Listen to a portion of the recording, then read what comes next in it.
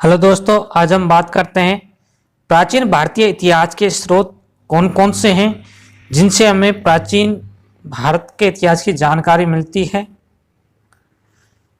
तो जो प्राचीन भारत है इसके स्रोतों को हम तीन भागों में बांट सकते हैं: साहित्यिक साक्ष्य, विदेशी यात्रियों का विवरण और पुरातत्व संबंधी साक्ष्य।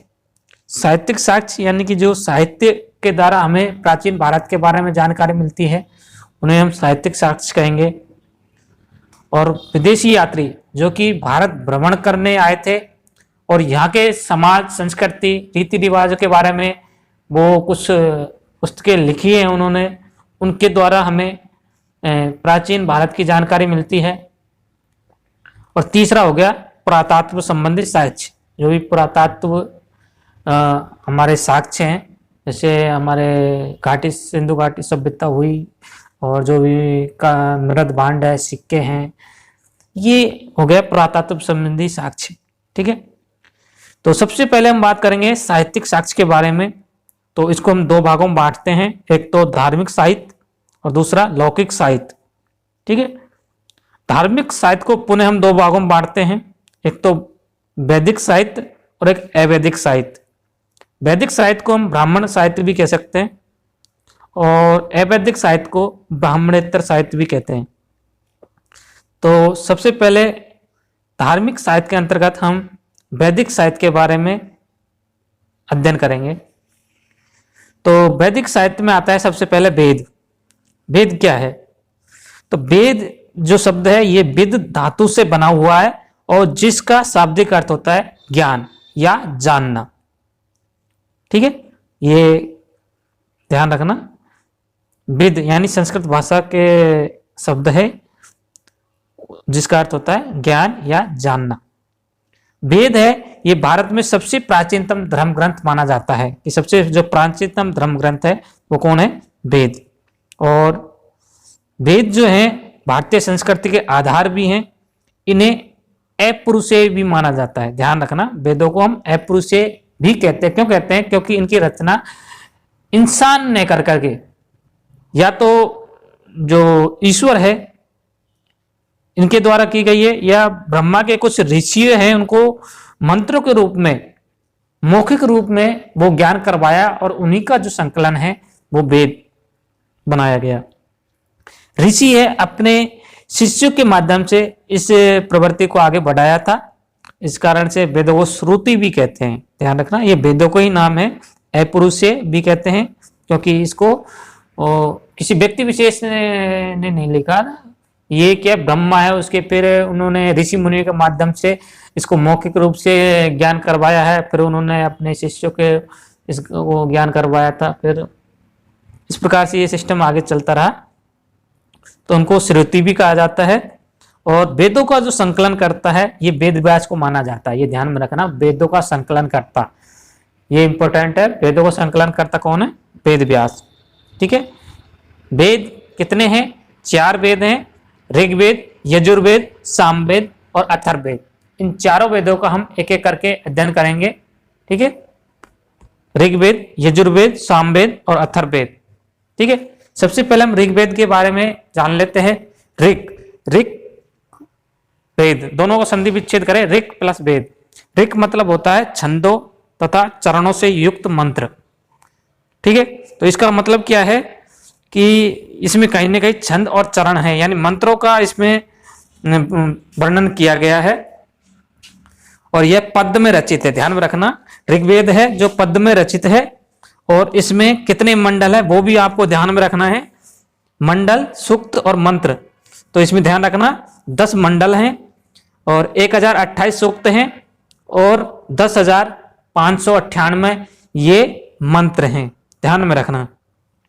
और 1028 सूक्त जो यहाँ पे दिए गए हैं इसमें 11 बाल खिल्ली सूक्त भी हैं। ध्यान में रखना, 1028 सूक्तों में यहाँ पे 11 खिल्ली सूक्त भी हैं, बाल खिल्ली सूक्त 11। ठीक है, 10 मंडल है, 1028 सूक्त हैं जिनमें 11 बाल खिल्ली सूक्त हैं और 10,598 मंत्र हैं। अब इन मंत्रों के उच्चारणकर्ता को क्या कहते हैं। तो आपको ये ध्यान में रखना है कि ये जितने भी वेद हैं इनके उच्चारणकर्ता क्या कहलाते हैं। तो ऋग्वेद का जो मंत्रों का उच्चारण करने वाला है इस ऋषि को हम होता या होत्र कहते हैं। ठीक है, ये आपको ध्यान में रखना है। और ऋग्वेद में जो विभिन्न मंडल यहाँ पे दिए गए, जैसे 10 मंडल दिए गए हैं, तो इनके रचनाकार भी अलग अलग हैं, ये आपको ध्यान में रखने हैं। तो दूसरे का है गृहसमद, तीसरे का है विश्वामित्र, चौथे का है वामदेव, पांचवे का है अत्रि, छठे का है भारद्वाज, सातवें का है वशिष्ठ, और आठवें का कण्व और अंगिरस, और नौवें का है सोमदेवता, और 10वें का है जो जिसमें कि जो व्यक्ति का जीवन है ये 4 वर्णों से उत्पत्ति मानी गई है व्यक्ति की, ये 10वें सूत्र में बताया गया है। तो सबका जो रचनाकार है 10 मंडल का, ये सारे अलग अलग व्यक्ति है और किस में क्या बताया गया है ये भी आपको ध्यान में रखना है। और इंपॉर्टेंट है 10वां, जिसमें मनुष्य के 4 वर्णों की उत्पत्ति का वर्णन किया गया है। ठीक है, शाखाएं इसकी 5 है, ऋग्वेद की ध्यान रखना। शाखाएं हैं कितनी है, 5 शाखाएं हैं, साकल, बास्कल, अस्वालन्य, संखायन और मंडुक्य। एक बार फिर से सुनिए, साकल, बास्कल, अस्वालान्य, संखायन और मांडुक्य, ये इसकी 5 शाखाएं हैं। और ऋग्वेद में एक संहिता भी उपलब्ध है, एक ही संहिता है इसमें, और इस संहिता को कहते हैं साकल साहित्य, ये भी आपको ध्यान में रखना है। ठीक है, और जो गायत्री मंत्र है ये कहाँ पे है, तो गायत्री मंत्र ऋग्वेद में ही है, जो कि सरस्वती या सविता को समर्पित है। ध्यान रखना, ये प्रश्न एक बार पूछा गया था कि गायत्री मंत्र किस वेद में लिखित है, तो गायत्री मंत्र ऋग्वेद से लिया गया है, इसमें ये लिखा गया है, और जो कि सविता यानी सरस्वती को, सावित्री देवी, एक तरह से सावित्री देवी को ये समर्पित है। ठीक है, ऋग्वेद के 2 ब्राह्मण ग्रंथ भी है, ऐत्रेय और कौशितिकी, ये ध्यान रखना, कौशितिकी और ऐत्रेय 2 ऋग्वेद के ब्राह्मण ग्रंथ हैं। तो ये थी ऋग्वेद के बारे में जानकारी। अब हम लेते हैं अगला वेद, यजुर्वेद। यजुर का शाब्दिक अर्थ है यज्ञ। ठीक है, जो नाम से पता चल रहा है, यजुर का शाब्दिक अर्थ क्या है, यज्ञ है, मतलब ये कहीं ना कहीं यज्ञ से संबंधित है। ये चीज आपको ध्यान में रखना है। पहला था मंत्रों से संबंधित और ये है यज्ञ से संबंधित। तो आपको पता होना चाहिए कि इसमें यज्ञ की जो विधि विधान है इनका वर्णन किया गया है। ठीक है, यज्ञ का जो विधि विधान है इसका वर्णन कौन से वेद में है, तो यजुर्वेद में इसका वर्णन किया गया है। और इसमें जो मंत्रों का उच्चारण करने वाला पुरोहित है या पंडित है उसको क्या कहते हैं, उसको कहते हैं अर्धवायु। अर्धवायु इसको कहते हैं, जो मंत्रों का उच्चारण करता है। और इसका एक दूसरा नाम भी है, इसी के नाम पर इसका दूसरा नाम दिया गया है, अर्धवायु वेद। अर्धवायु वेद, इसके भी 2 भाग हैं, एक तो कृष्ण यजुर्वेद और दूसरा है शुक्ल यजुर्वेद। ठीक है, कृष्ण यजुर्वेद है, इसकी 4 शाखाएं हैं, काठक, मैत्रेयणी, तैत्तिरीय और कपिलष्ट। एक बार फिर से सुनिए, कृष्ण यजुर्वेद है, इसमें मंत्र और गद्यात्मक वाक्य हैं। ध्यान रखना, जो कृष्ण यजुर्वेद है इसमें मंत्र हैं और गद्यात्मक वाक्य हैं, और इसकी 4 शाखाएं, काष्टक, काठक, मैत्रेयणी, तैत्तिरीय और कपिलिष्ट। ठीक है, शुक्ल यजुर्वेद में खाली मंत्री मंत्र है, और इनकी संहिता को वाजसयनेयी संहिता भी कहते हैं। ध्यान रखना, शुक्ल यजुर्वेद और कृष्ण यजुर्वेद दोनों मंत्र हैं। शुक्ल यजुर्वेद में तो सिर्फ मंत्री मंत्र है, और कृष्ण यजुर्वेद में एक तो मंत्र भी है, छंदबद्ध मंत्र हैं, और वाक्य भी यहाँ पे दिए गए हैं। ठीक है, और शुक्ल यजुर्वेद की शाखाएं हैं कण्व और मध्वनंदिनी है। ठीक है, 2 इसकी शाखाएं हैं और 4 शाखाएं कृष्ण यजुर्वेद की हैं। एक बार फिर से देखिए, कृष्ण यजुर्वेद की 4 शाखाएं हैं जिसमें कि मंत्र हैं और गद्यात्मक वाक्य हैं, जबकि शुक्ल यजुर्वेद में केवल मंत्री मंत्र हैं, और यहाँ पर इसकी 2 शाखाएं हैं, कण्व और मध्वनंदिनी है। और वात्सनेय के पुत्र याज्ञवल्क्य इसके दृष्टा थे। ठीक है, और यजुर्वेद की जो रचना की गई है ऋग्वेद के बाद की गई है, ध्यान रखना, पहले ऋग्वेद की रचना हुई थी और बाद में यजुर्वेद की रचना हुई है। ठीक है, और इसमें यज्ञों और उनके विधि विधानों का वर्णन किया गया है। और उपनिषद की बात करें तो यजुर्वेद के जो उपनिषद है कठ, ईश, श्वेताश्वर और मैत्रायणी, ये इसके उपनिषद हैं यजुर्वेद के। अब बात करते हैं सामवेद के बारे में। सामवेद, साम का अर्थ है गान या संगीत, तो नाम से ही पता चल रहा है गान या संगीत, मतलब कहीं ना कहीं इसमें संगीत से संबंधित है ये।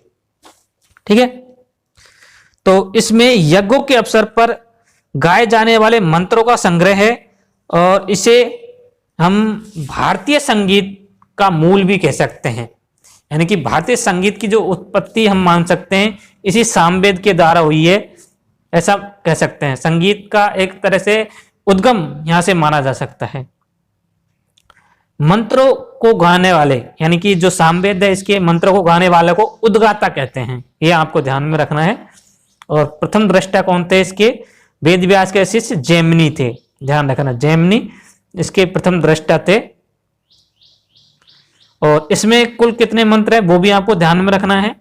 इसमें कुल 1810 मंत्र हैं, ये आपको ध्यान में रखना है। 1810 मंत्र है, जिसमें से 1474 तो ऋग्वेद से लिए गए हैं, 261 दोबारा मतलब बार बार इसमें रिपीट हुए हैं, और 75 मंत्र ही इसके मूल मंत्र है। ध्यान रखना कि 75 ही खाली ये सामवेद में मूल मंत्र है, बाकी 1474 ये ऋग्वेद से लिए गए हैं और 261 इनकी पुनःवृत्ति हुई है। तो इस प्रकार से टोटल यहाँ पे 1810 मंत्र यहाँ पे मिलते हैं इस सामवेद में।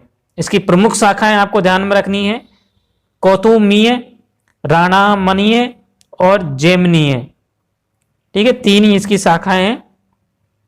उपनिषद की बात करें तो छंदोग्य और जैमिनीय, और ये दो इसके उपनिषद हैं। और ब्राह्मण ग्रंथ, मुख्य ब्राह्मण ग्रंथ कौन सा है इसका?